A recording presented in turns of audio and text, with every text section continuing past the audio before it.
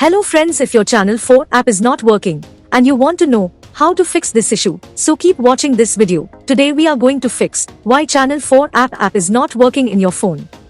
So let's get started. There may be several reasons behind this issue. Today, we are going to provide you all solution for iPhone users. Solution 1. Check your internet connection. Make sure your internet connection is fully working and you are getting good internet speed. Because sometimes due to internet issue, apps not working properly. If you still facing same issue, then try solution 2. Update your app. Make sure you are running latest version of your Channel 4 app. Open up App Store on your device and then tap on this search icon in the bottom right corner. Then search for the app. And if you see this update button right next to the app name, simply tap on it to make sure you are running the latest version of the app.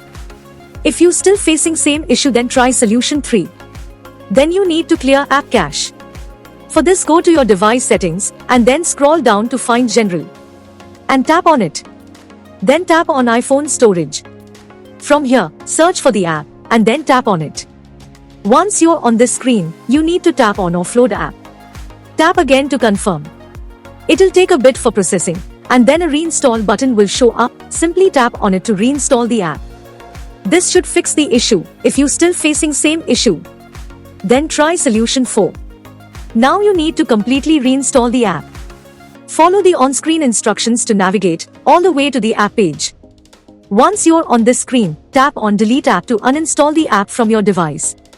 Once uninstalled, open up App Store and then search for the app here. And then click on this get button to install it back on your device. If you still facing same issue, then try solution 5. Restart your phone. Sometimes restarting devices automatically resolve these types issues. Hopefully this will fix the issue. If you still facing same issue, this means app server is down or the app is in under maintenance. In that case, wait for couple of hours and then try again.